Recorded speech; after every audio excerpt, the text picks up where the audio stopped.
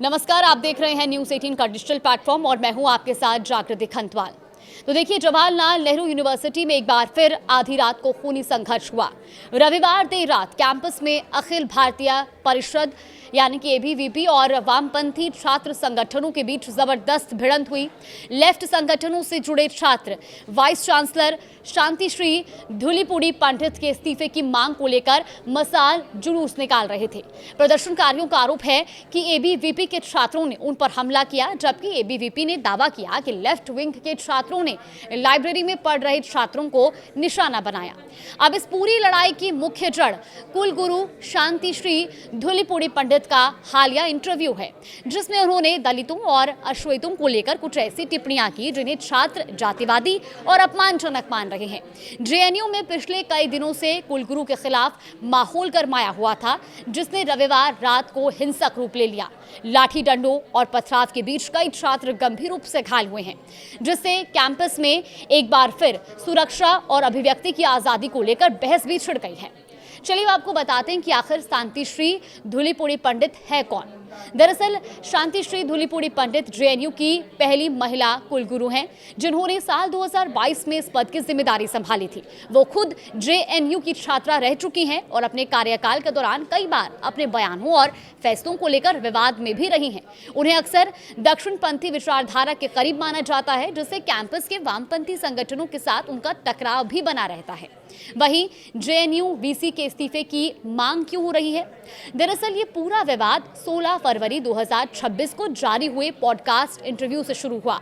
इसमें vice chancellor ने UGC के इक्विटी नियमों पर चर्चा करते हुए कहा कि आप हमेशा पीड़ित बनकर या विक्टिम कार्ड खेलकर तरक्की नहीं कर सकते। जैसा अशेतुए के लिए हुआ, वैसा ही यहाँ दलितों के लिए भी लाया गया।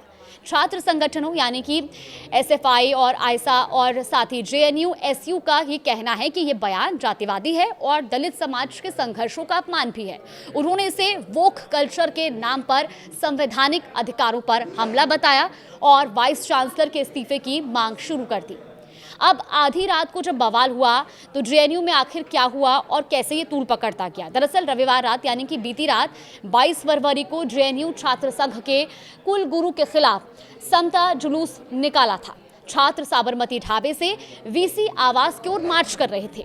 अब इस दौरान लेफ्ट का आरोप है कि जब मार्च शांतिपूर्वक चल रहा था, तब एबीवीपी के सदस्यों ने उन पर पथराव किया और लाठी डंडों से हमला किया। अब इस पर एबीवीपी ने दावा किया कि लेफ्ट के छात्रों ने इस्तीफे के आड़ में लाइब्रेरी में घुसकर उन छात्रों को पीटा जो शांति से अपनी पढ़ाई कर रहे थे। देर रात करीब 1:30 बजे साबरमती ढाबे और लाइब्रेरी के पास दोनों गुट आमने सामने आ गए, जिससे मारपीट की नौबत आ गई। जवाहरलाल नेहरू यूनिवर्सिटी में रविवार रात हुई इस झड़प में 10 से ज्यादा स्टूडेंट्स घायल हुए हैं और बताया ये जा रहा है कि इनमें से कुछ के सिर पर गंभीर चोट भी आई है। घायलों को एम्स के ट्रॉमा सेंटर में भर्ती कराया गया है। वहीं दिल्ली पुलिस कैंपस के बाहर मुस्तैद रही है, लेकिन जेएनयू की स्वायत्तता यानी कि ऑटोनॉमी के नियमों के कारण पुलिस प्रशासन की अनुमति मिलने के बाद ही अब अंदर की स्थिति को कंट्रोल करने के प्रयास किए गए। जेएनयू प्रशासन की अनुमति के बिना दिल्ली पुलिस वहां एंटर नहीं कर सकती थी। जेएनयू विवाद बढ़ने पर वीसी शांतिश्री धूलिपुड़ी पंडित ने सफाई दी कि उनके बयान को तोड़ मरोड़ कर पेश किया गया। उन्होंने ये भी कहा कि किसी को भी स्थायी रूप से पीड़ित की श्रेणी में नहीं रखना चाहिए।